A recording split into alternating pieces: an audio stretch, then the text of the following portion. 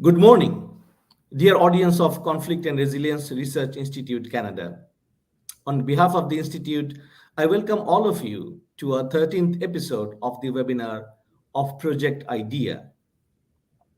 Project IDEA stands for Identify, Demystify, and Empower Ukrainian and Russian Diaspora in Fighting Disinformation on Ukraine War. Today, we have welcomed our special guest, Polly Nemkova from University of North Texas. Ms. Polly, welcome to the episode. Thank you so much, Dr. Ahmed. Before I introduce her and dive into our session, dear audience, let me do the treaty recognition. Conflict and Resilience Research Institute Canada is located on original lands of Anishinaabe, Cree, Oji-Cree, Dakota, and Dene peoples and on the homelands of Métis Nation.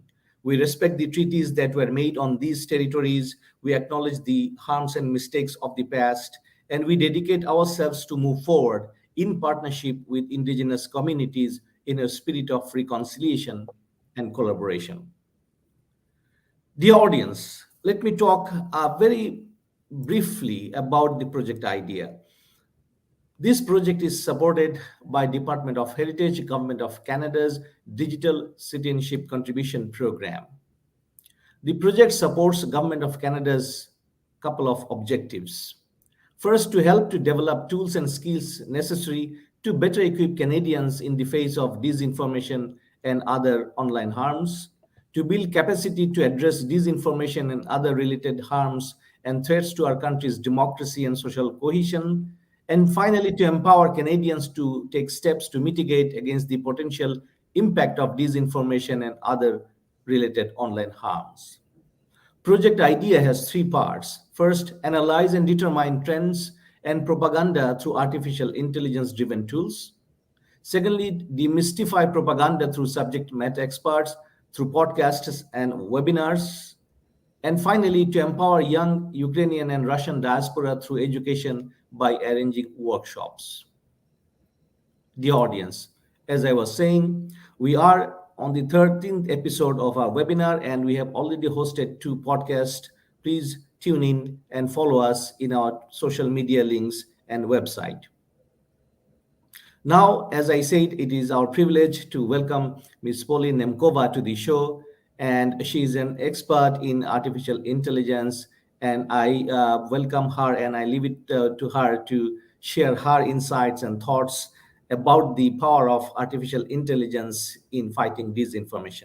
Ms. Polly Nemkova, welcome to the show once again, and the studio is yours. Please go ahead. Thank you so much, Dr. Ahmed. Thank you so much for inviting me to join this project. First of all, thank you for doing this. I think this is really important for spreading better world in our area, in area of Russia, Ukraine, and other countries. So I would like to share my slides, and I will start over there. So first, let me start a little bit about myself and why I am talking about these topics. So as Dr. Ahmed already mentioned, I'm a PhD student at the University of North Texas. It's been my fourth year right now doing research. My major area is machine learning, and we are focusing in my lab, we are focusing on natural language processing.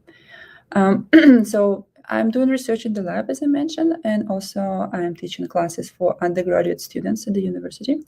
So, and some other things about me that are related to this particular talk is that I have quite an experience in civil activism. I'm originally from Belarus and been civilly active in multiple occasions. So whenever pretty much I can. So I really care about this project. So I'm really glad to be here. And overall, I'm passionate about, keeping or creating the world peace by technological advance, in my case, by the means of AI. So a little bit of outline what I'm going to cover today. So first of all, I will speak a little bit in general. What are the possibilities of AI to be used as a tool, as a weapon in war, particularly in information war?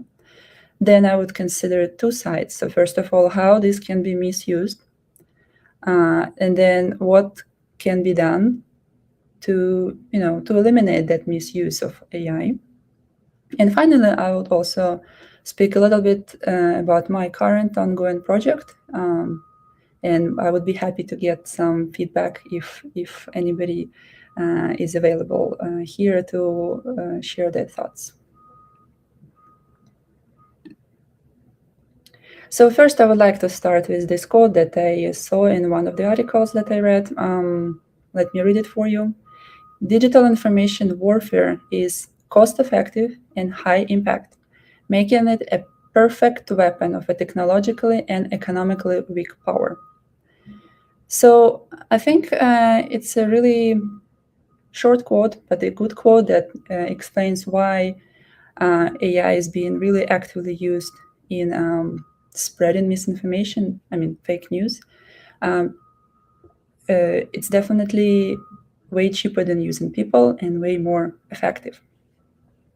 So, and with that, I will move to the next slide, where I will start covering some of the main misuse of AI tools in information wars. So first of all, since I know that my audience today is not coming from computer science community for the most part of it, I would just probably briefly mention, as Dr. Ahmed asked me to do, what is so special about AI, why we are talking about AI, not in general computer science here. So the main difference of machine learning, artificial intelligence and machine learning, is that it can learn from the data. It's not, so in traditional computer science and programming, we dictate the steps that need to be done, whereas AI can make decision on its own. Once it has the data, it can learn from that. So can derive some useful insights from it. And this is the power of AI, but also the danger of AI. Okay, so that's on a very general level.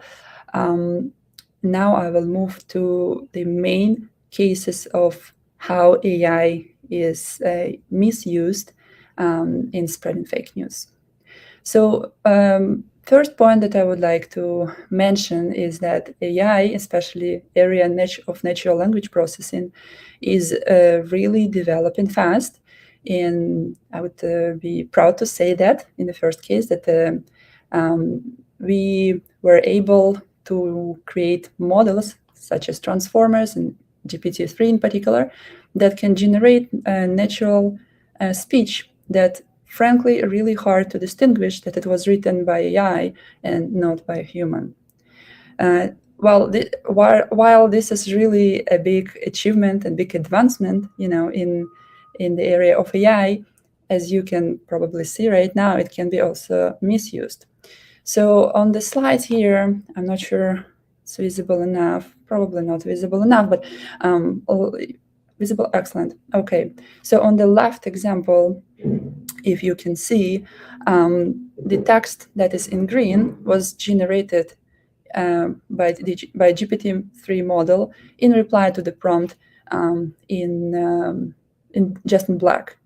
So I will not go over it right now, but if somebody is curious, you can look up and see that the model generated a very natural language. It looks like it was written by a human, but it wasn't. So this can be used as a really great tool. For example, something like automated journalism, which is using a model to create articles that are, not necessarily fake news, that can be really done for something useful. For example, on the right, I have a screenshot here from a website that consists only of the articles that were generated by GPT-3. Again, here you can see something about comparison of iPhone, etc. If you're curious, you can look up later on Google. It's really interesting because it sounds very natural. Now, unfortunately, this tool is getting misused. whatever is getting fed into the model, whatever the requirements we set, can be changed, and therefore we can also generate fake news. And this already been done, unfortunately. So this is the first point. And let's move to the next point. Yeah, I think most of us by now familiar with that as well. Everybody probably heard in some context something like deepfakes.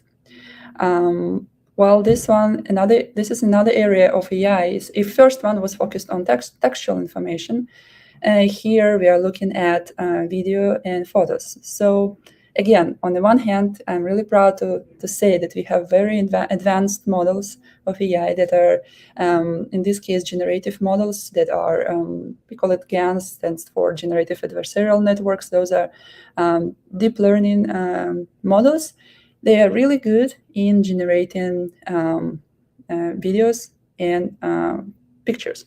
For example, I think everybody saw the video. If you haven't, here is a screenshot of a video where Vladimir Zelensky, president of Ukraine, is supposedly asking to surrender, asking to stop the fight against Russia, which was never done, and the video was generated basically a deepfake. Deepfake stands for mix of two words, deep learning and fake, right? So deepfake. This is really problematic because think about it. I think at this point, most of us kind of expect that text may be misleading, but I think the fact that video can be artificially generated is not yet so much natural for us to think about, right? It's way more misleading for us because obviously it's a human that is talking to us, and I think this is even bigger threat. Now the other example on the right, it's also something from the ongoing conflict between Ukraine and Russia. This lady, Irina Kerimova, was again generated by one of those models, and look at this picture.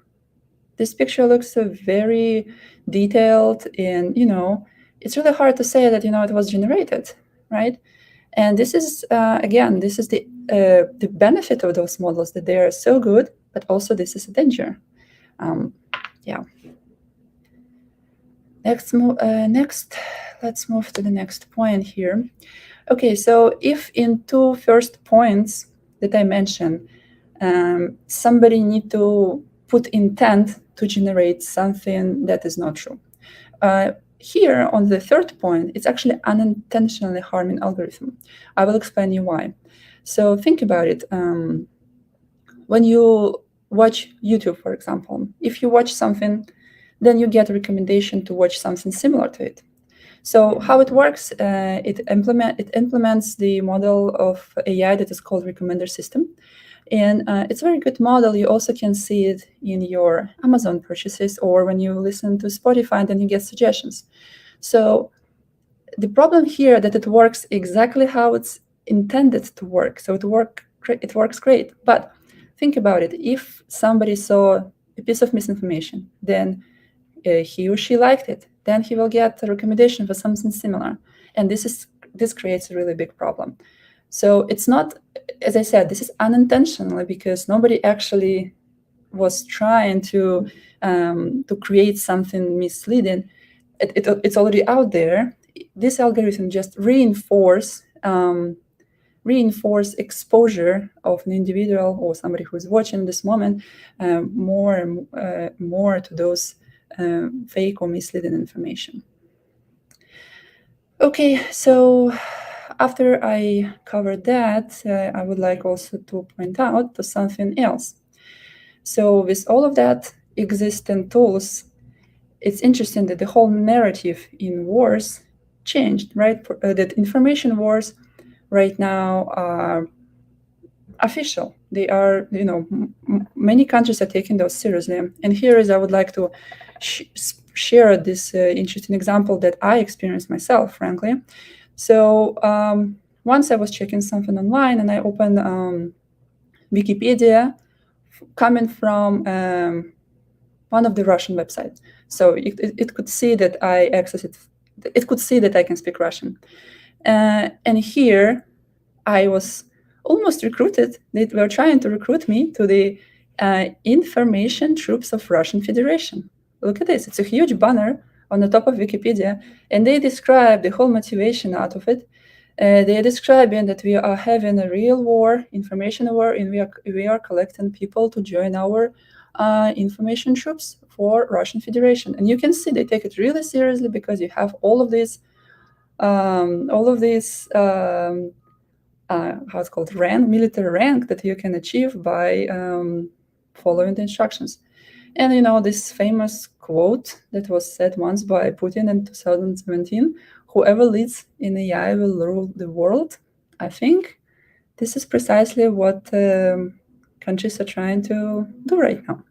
So, and if Russia does that, we can also see that Ukraine is not behind. On the first days of war, the Minister of Digital Transformation announced pretty much similar thing, that we are creating an anti-army. So if before it was something what was done, somewhere underground, now those are, a real arena for conducting the war.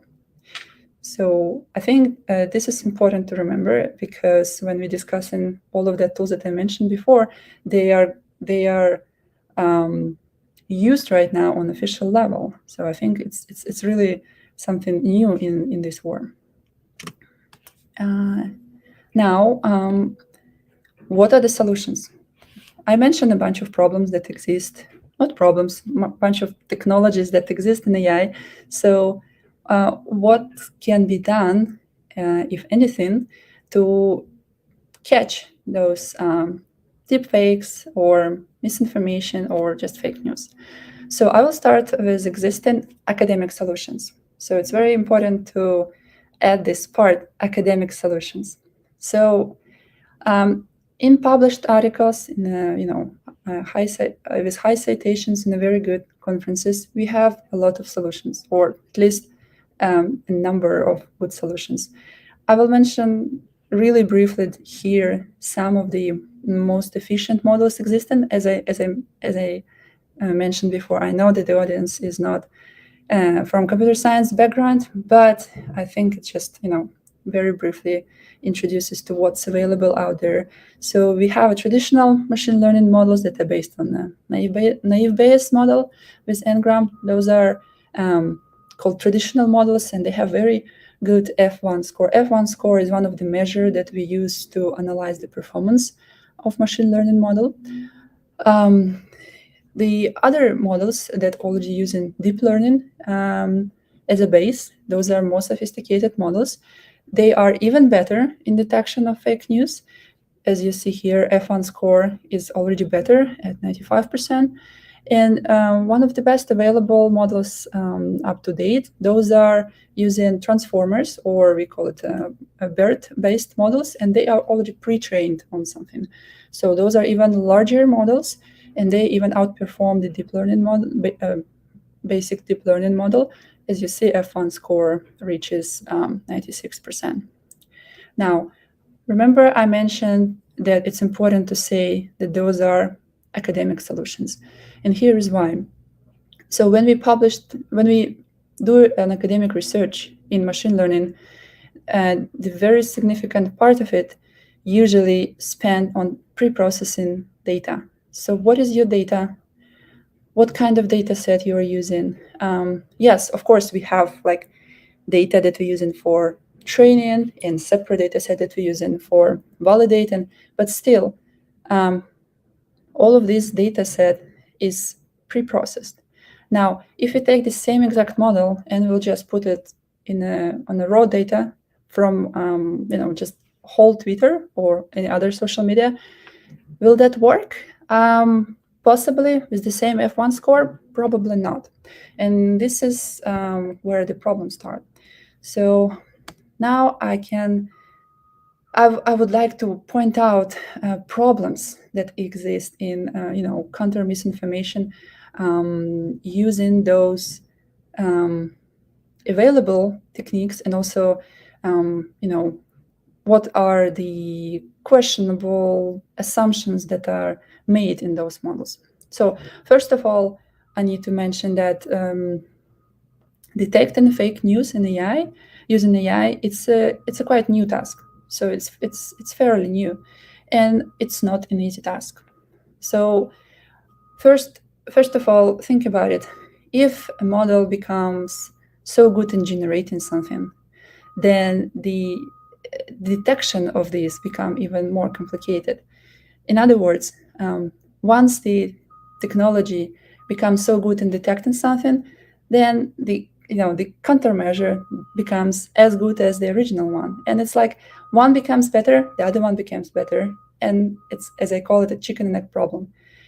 If the current model is already so good in generating pictures, for example, it's really hard to identify it was generated. Otherwise, it wouldn't be generated in the first place.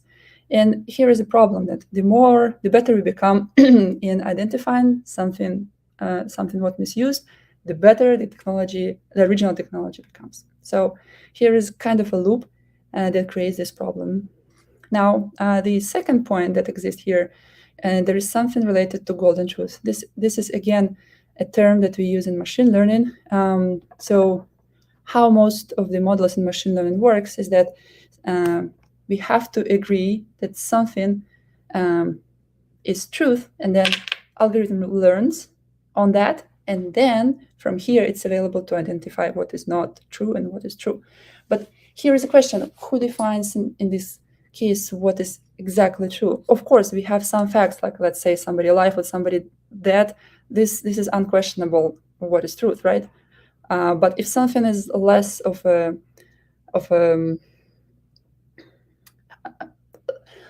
something what is not that certain, right? Especially when we speak about fake news, right? It's always like probabilistic. Part of it may be true, part of it may be questionable. Now, also think about it during the ongoing war, right? We have ongoing war between Russia and Ukraine.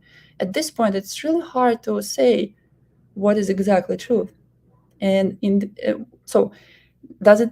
I'm not trying to say that there is no way to train a model right now. We can, but we have to make a lot of assumptions. And those assumptions that are done by machine learning engineers or by researchers that are creating this project introduce a lot of, they just make assumptions, and assumptions are not exactly golden truth in this case. Now, next point. Another problem here with detecting misinformation is the current models that are doing this. They are pre-trained to search for a certain piece of misinformation.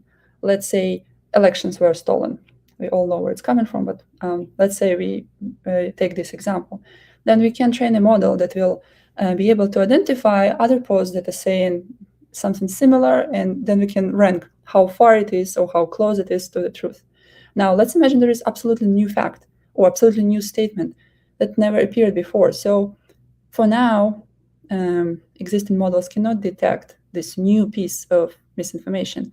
And for that, human must come up with the labeling or with some sort of work be done before machine learning will be able to do that. In this case, machine learning becomes not so much of a machine, but more hybrid between human and machine.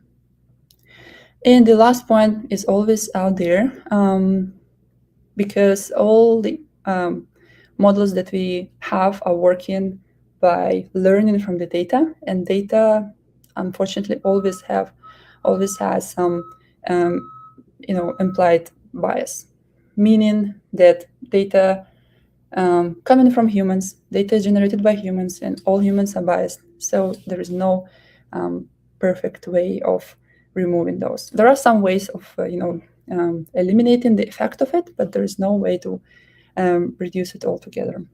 So with that, is there anything can be done? So I'm not saying that with all of that problems, there is no way to solve the big problem of misinformation and fake news. So here is a bunch of solutions that I came up with, but as you see, I also added my comment with each of them. So those comments need to be addressed in order to really consider this point. So first point I will mention is just making adjustment in already existing algorithms. Remember my example with YouTube. This is what I described called the recommender system. Technically, it is possible to change the algorithm that when it goes into some political questions, do not show similar, but show all the range of available views to the individual. But of course, in this case, somebody should decide which question is political, which question is not political, right? For example, UFO, is it going to be a political question or not? Hard to say in this point, right? And the problem becomes that we are kind of politicizing the platform itself. Should YouTube decide which questions are political or not? I don't know. I think it's a question worth discussing. I think same was with Twitter when Twitter banned Trump from being out there. Again, is Twitter supposed to make these decisions about freedom of speech? I don't know. But this is what happened when just entities that are not political to begin with, trying to solve some political problems. Second point, well, one thing that we can do to tackle fake news is create other fake news. As I described, we know the technology, we know how to do it, but again, the question becomes, how ethical is this? Can it work? It probably can work, but what are we achieving here? Again, as I said, is a big ethical problem coming up in this kind of solution. Now, I will move to the next point. One way how actually the system for identifying fake news are working right now, for example, catching Russian trolls, those are the AI model that can identify the bots that are spreading misinformation. So it's a little bit different task. So those models are not exactly searching for misinformation per se. They are more sophisticated, or maybe I should not say that. Those are just different models that are looking for unusual behavior of some accounts and incorporating the other features. And eventually they can catch those bots that are doing some unusual activities, and most likely, most often, they are spreading something harmful. So it can help, but again, it's not something what's searching for misinformation per se. It's just a different approach that still can help, but it's not exactly what we're discussing here right now. Now, next point. This is partially also done, but maybe it could be done on a more wide range of sources. Social platforms may introduce something like a warning flags. So those things kind of easier to implement. For example, I think most of you saw an example from Instagram. If you see some information about COVID-19, we have something like a warning flag saying that it just refers you to a more reliable source. In this case, it says, please go and check CDC guidelines. At least this is what we see in the US. Maybe in Europe it's differently. So in this case, platform is not trying to be a political actor, rather than just they recommend you to check more reliable source, which I think is a good thing. Same with Twitter. I think Twitter does it a little bit in a more sophisticated way. On a few really important topics, it could mark that this information is not supported by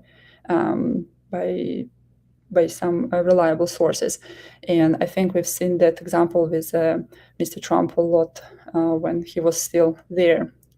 So I think those things can work. But again, with example of Instagram is not really detecting misinformation. It just catch all the information that has something about COVID-19.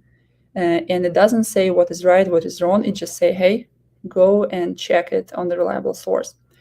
On Twitter, as I said, it kind of catches the misinformation, but as you notice, it works only on a certain thesis. For example, elections were stolen, right? Let's take this example. And this should be manually trained. So if we know one thesis, one golden truth myth, we can train the model that can catch that and identify that this particular statement is a misinformation or it's false. Now, here is another problem. Like, Twitter should decide, which account it scan. For example, it may pay more attention for Trump and less attention for Biden, maybe not.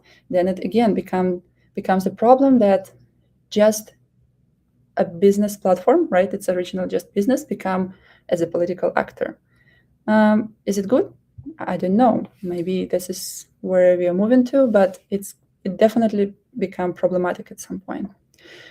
So lastly, one of the more, I guess, traditional solutions here is introducing some of the legal regulations. Excuse me. Let's take example of the first point. Let's say if we would have a law saying that, hey, if you implement a recommender system and your content on your website has some political aspects, you have to provide the full political spectrum of content in this situation. You cannot recommend only similar things. Well, this may work, but think about it. YouTube probably aim to keep you on your website as long as possible. So is Amazon, so is Spotify. And if you are trying to do something that will make your customer move away from your website, it kind of creates a problem of incentives. Why would YouTube want to do that? YouTube actually is interested in you being longer on their website. And so this is part of the problem. It's really hard to enforce, right? So how can we exactly check that? How can we enforce that? And of course, lastly, when it comes to any legal regulations, it can become problematic, right? Because how do we know what is enough of regulation, what is too little of regulation, what is too much of a regulation, right? Regulations as well can be misused. So those are the possible solutions that I see and the considerations that have to be thought about before implementing each of those. And next slide here is already going to be about something what I'm doing in my lab.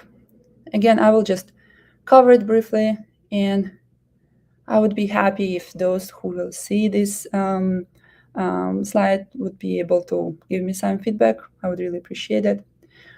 So currently, excuse me.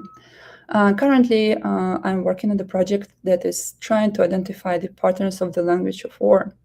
So what happened is, after the war between Russia and Ukraine started, we all could see a huge amount of Telegram channels that appeared or just switched their content from being just news or just something else. Some bloggers, they also switched their content covering war. And what I realized is that the language changed a bit. And so what we're trying to do, we're trying to catch this specific change using different NLP tools. Again, NLP is a natural language processing approach, which is also part of AI. We're trying to catch this difference and see how we can use it. So it can be used in multiple ways. For example, one of the ideas that I had is to use those differences in language and try to predict the escalation point. So if we see that something is going on in the area and we can see that the language itself is changing, can I use that to predict possible conflict? Now, here it's a little bit complicated because it's war that started by the government. It's pretty much unprecedented in 21st century. But this could also be applied to some social unrest. If we see that the language become more violent, that it shows the pattern of the language of war, is there a certain point in time that we can say, okay, it's moving towards this direction? So this is the first part of my project that we are working on right now. This was not published yet, but we are going to create an article pretty much this week. Not an article, but submit what we have this week. And while we are working on that, we also came up with a few spin-off projects that kind of grew out of this. First of all, using those Telegram channels. Oh, by the way, I didn't mention somehow in our area, there are not a lot of research that is focused on Telegram for some reason. Although, if you look at this, Telegram became one of the most important sources of kind of independent information in Eastern Europe. Not also in Eastern Europe, but since I'm focusing on that area, in particular in Eastern Europe. I am from Belarus, and I saw how Telegram was used during the protests. It was pretty much the only available source of information. So for me, as a computer scientist, it's really interesting to see what kind of analysis can be done on data from Telegram. I know that a lot of research was done, for example, on Twitter, but if you look at the fraction of users from Eastern Europe on Twitter, it's not as significant as, let's say, in US or Europe. So I believe that if you want to analyze that area, Eastern Europe, we should do research on Telegram or Instagram or Kontakte, maybe VK, but not really on Twitter. So that's why I'm trying to focus on Telegram here. Okay, and so I will mention the second point that we are interested here. We learned that we technically can identify specific records of human rights violations based only on the text. So we are using only text here. We're not using images yet. Maybe in the future we will add that. With that, at some point, possibly we can also catch the war crimes. Of course, catching war crimes is hard because the war is still ongoing. There is no any reliable reports that we could take as a golden truth, as I described before. But even though even some of those human rights violations, if they reach certain extent, they become basically war crimes, right? So those two tasks are kind of related. And finally, something what I think could be really useful for everyday users. With all of the data, we are trying to come up with some kind of index that would provide you reliability of or trustworthiness of this channel. How I see it is that after analyzing the data that is coming up from this channel, how likely it is that this channel is less biased than others, or that this channel does not spread, misinformation, not just biased information, but actual misinformation. By the way, with this point, I really would like to have your feedback. Do you think it would be useful? Do you think there is something else that you need? Because with the last point, actually, I felt it myself. There's so many channels. Which one is right? And since this become the main source of information, I think everybody, needs to have some guidance. Which one is better than others? Again, it's never going to be 100% right and 100% wrong. But even this, something what's going to be better and worse, or more trustworthy, less trustworthy, I think it's already going to be having a huge impact and help to people who live in that area and can read only sources in Russian language, let's say. So I would be happy to hear feedback on that one, because this is really big chunk of my work that I do right now. And yeah, I guess I took more time than planned. I'm sorry about that. I guess that's my last slide. Yeah, thank you so much, and merci. And please, if anybody want to stay in touch, here's my email. Yeah, Dr. Ahmed, that's it. Thank you so much, Ms. Poli, for a wonderful and I would say very informative session that we have had so far, because it is technology we are talking about and how technology impacts our perception about the conflict. So, the audience, we are into the second part of our session. Now, I would like to request Ms. Polly to kindly join in the question and answer session. We don't have a lot of time, around 15 minutes we can devote to this segment only. And as a moderator, I would take the privilege to have a couple of questions that I've noted from her presentation. So, Ms. Polly, our first question would be to you.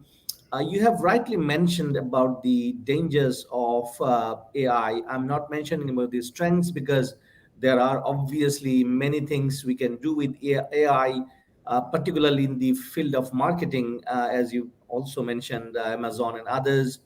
But the particular danger of AI that you also showed in two of your slides, deepfake, video messages in the war. So the question is particularly, since you speak languages very well in that particular area, what else you have seen so far in terms of mis and disinformation coming out from the war? So if you briefly mention some of these for our audience, that will be highly appreciated. Well, if you're asking me just a person who is reading news, then it's in my experience, Telegram is really spreading a lot of misinformation, and um, a lot of those uh, pieces of misinformation are not even used by AI. For example, what I've seen too, I think everybody did see that as well, is repurpose of video or image.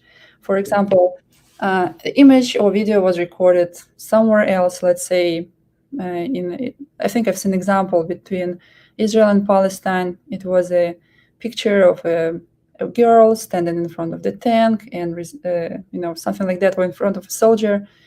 And then all what was need to be done is just small video manipulation, adding Z sign, let's say, or adding some current sign, and now it can be used as something relevant to the ongoing war, although it's actually was done way earlier.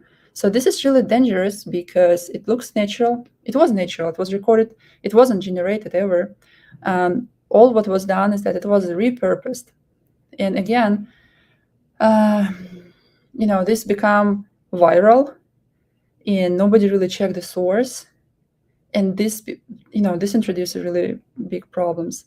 Again, because social media have this opportunity again and danger of making something viral even without actually intent to harm. It's really become dangerous, right? For example, with the examples of those repurpose, something what was old and never was even hidden that it was old. There is maybe somewhere even a date that it was from 2015 or something, but people just thoughtlessly trying to, they're getting impressed and they're trying to share it. So this is something what was going on a lot during this war. And I think what need to be done here, what can be done here, except for obviously identifying where it's coming from, for a regular user, please be sure that you check what you are sharing, because you may unintentionally be a part of spreading misinformation, unintentionally, yet still harming the general society here. Yeah, I would say that this was a big one.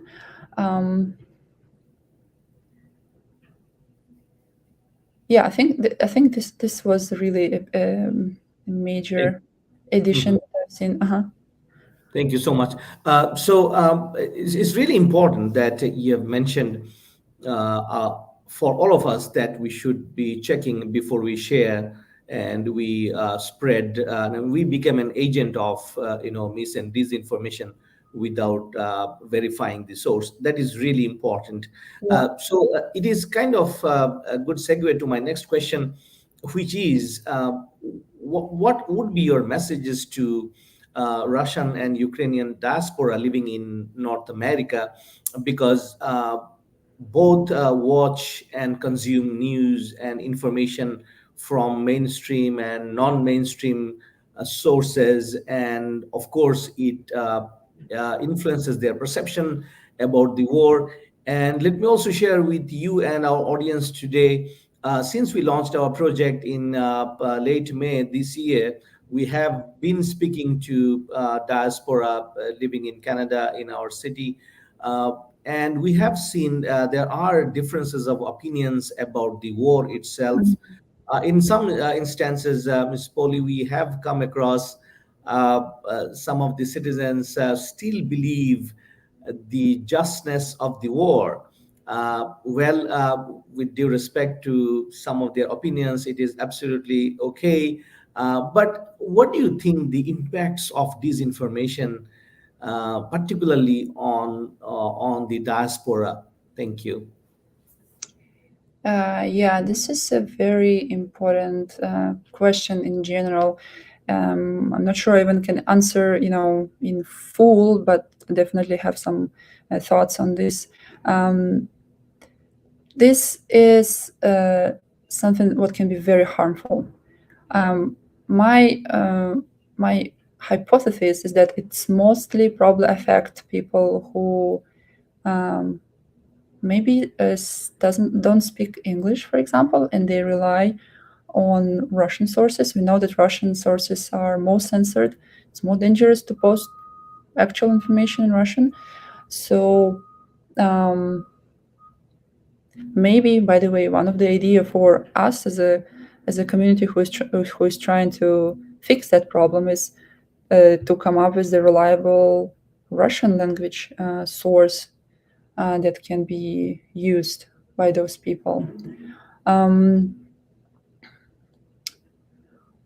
Also, I think it's important to remember that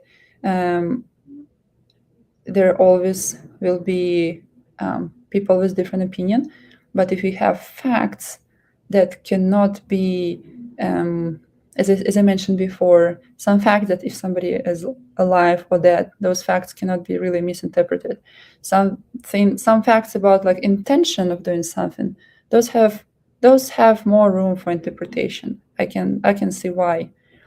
But here, I think we should educate people about the sources. For example, I know that maybe some have biases against Western sources. So we should think, what can we do about it?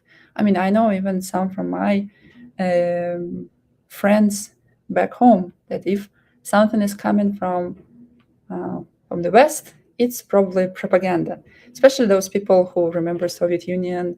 And that's the way they were, raised, and that's the way they think. So I guess we should focus on not being entirely angry on them, not being emotional that they are like that, but trying to educate them about the reliability of the sources and what the sources are trying to achieve, and maybe show some other examples where those sources were right and the other sources that they are following, like maybe national TV or something else, were wrong, and show that, hey, maybe you should consider other opinions as well here. And of course, before you said what would you recommend for the Russian Ukrainian diaspora in Canada, I think the main recommendation that I think we already even mentioned to that, always check your sources. And also, even with that, none of the sources probably right now can be 100% trustworthy. As I mentioned before, sometimes those unreliable information can be spread unintentionally. So even if you are entirely convinced that Ukrainian government is right, let's say that, then we still saw some occasions where they unintentionally, I don't know, I assume unintentionally, confirm some death that never actually happened, or something like this. War is hard, especially when it's happened at this extent for the entire country. I think it's really hard to keep up with all the statements, I guess. So check the news, be critical, about whatever you see. Even if you check really source that you trust, always keep the room for possibility that there is a chance this may be intentionally or unintentionally be not true. Yeah. Thank you. Yeah, thank you so much. This is really important to check sources, and your message is very clear to our audience that please check, and if you cannot do it yourself, then please refer to some authentic, sources and authentic organization who can do it for you. So moving on to my final question, just to be conscious about time today. And you have already shared your ongoing project and your future plan. And I think this is super important for all of us, those who are working in this area, fighting disinformation. I mean, not artificial intelligence. I think we are very much interested about your work and to follow up and see what you really find in Telegram, because that was my question. How do we really monitor and actually come up with some of our warnings, or maybe early warnings about violence and about some danger in general, which threatens our democracy and cohesion. So Telegram is definitely one of the much discussed channel, and many of the shooters in the US and in somewhere else in the world previously have used Telegram channel that we know of now. So let's say Telegram is one of the channels in your project, but what other channels or let's say platforms that you are still thinking maybe in the future to expand, or you are just aware that these are also to be studied and analyzed for this kind of information? So yeah, go ahead with this question. Yeah, absolutely. So I obviously started with Twitter originally because this is a more established way of gathering social media information, social media data. So that was done. There are tools for that. I'm not saying I'm not going to use Twitter. I will use, but I am very mindful of the fraction of audience from the area that I'm researching right now, which is Eastern Europe, that is actually active there. So Twitter is nice and easy to use, but it's not really representative enough for the people in Russia, Ukraine, Belarus, etc. So that is one of the. I mean, I collected data there, but I see that it's not. I think that this is not where I actually can make a real contribution. Now, I did mention Instagram before, and I think this one is big.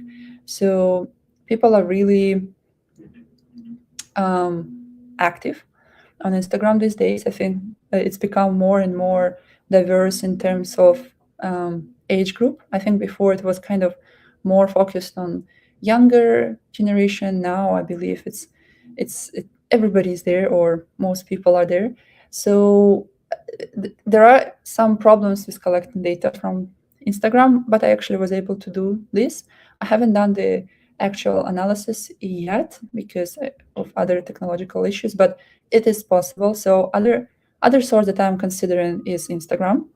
Now, of course, with Instagram, there are some hidden profiles that are private, that I cannot see, and there is also obviously a lot of use of images. So it's going to be a slightly different project because here I'm focusing only on the language. I'm interested in the linguistic aspects and how then they can be used in computational linguistics, right? So there, it may be also be even better when we incorporate images, because we can come up with some captions, etc. So there are ways in image processing area where we can derive even more information when we take comment and image and see what are they talking about. But as I said, Instagram doesn't have, as far as I know, open API, so it's not easy to collect data, but there are some ways of doing that. So we will think about that one. Now, there's also a big problem with TikTok. So TikTok doesn't have any flags, any kind of control of these sensitive topics. So with TikTok, we will need more research. I'm not familiar with analyzing data from TikTok, but just in terms of areas of problem, I think this is a big one too. I just need to verify, how much TikTok is covering Russian-Ukraine war, because in general, this is a big tool for spreading misinformation, and if that can help, to prevent misinformation from Russia-Ukraine war, I would be happy to work on that one too. Thank you so much. Dear audience, we are absolutely at the last part of our session today. Traditionally, before we close the session formally, we request our presenter speaker to say a few words as their final words. So, Ms. Poli, thank you so much once again for being with us for last 55 minutes or so. So, before you close, what are your hopes and fears for the future of AI and fighting disinformation with AI, particularly now Russian and the Ukraine war, but maybe in the bigger conflict in the world in the future. Very briefly, in a minute or so, if you could kindly share your hopes and fears, please go ahead. Definitely. Thank you so much, Dr. Ahmed. Well, I think the biggest problem and hope at the same time here is that the way we are trying to develop our models to improve our tools, we also, we enable the achievement of some good reason, but we also enable the bad guys to make even more harm. And as I mentioned on my slide, this is a really big chicken and egg problem, that the more we develop, the more we empower some aspects of life, but also the more harm can be done. But luckily, I think with developing of the such questions as what is the ethical AI, what is the some possibility of legal regulations, those things can be addressed. For example, my example was GPT-3 and how it can generate text. What was done is now it's not openly available for everybody. Now it's questionable whether it's good or not, but definitely what I see is that the question of ethics in AI is being raised more and more often, and the legal regulations of this area is developing in Europe and the US, and hopefully at some point will reach Russia and other Eastern European countries. So I am very much hopeful, and I think that we will be able to succeed in our goals here. Yeah, thank you so much again for inviting me. Thank you, Ms. Polly, once again for such a wonderful presentation. I think it's very holistic presentation and first in a kind in our series dedicated towards artificial intelligence, because one of our tools in our project is actually developing small usable tools for our users here in Canada. So we would be in touch with Ms. Polly's research and work in the future, and we would be expecting to gain much insights from our work as well. Dear audience, before I close, let me briefly summarize our main goal in terms of fighting disinformation. As Ms. Polly rightly mentioned, that artificial intelligence is there. It is going to stay with us for foreseeable future, because the adversaries and victims of armed conflict have used AI in the recent past extensively to support their causes. And Russia-Ukraine war is a fine and classic example where AI-driven mis and disinformation is at its peak. So that is there. And also we must not forget what we have witnessed during January 6th insurrection in Washington, D.C., in the US, and of course in our country, the Freedom Convoy movement that triggered from in January and February of this year. Extensive use of disinformation to motivate and recruit followers to someone's causes is there going to stay. And we have to be very mindful how we share information with our friends and families, because that is critical. As you have heard number of times and from the slides from Ms. Poli's presentation today, that we should all be aware of the sources, legitimacy, and ethical aspects of the information that we consume every day. So with this, I would like to leave everyone with the note that Ukraine war is in its sixth month now. People are dying as we speak, and of course, the latest development of Alexander Dugin's assassination attempt in Russia has opened up new area of mis and disinformation, because it is flooded now with so much of information. So we have to be really careful what is happening in terms of violence and conflict around the globe, and use our intellect and scholarship to understand the differences. So once again, on behalf of the Institute, Ms. Poli, thank you so much for sharing your insights and educate us technically.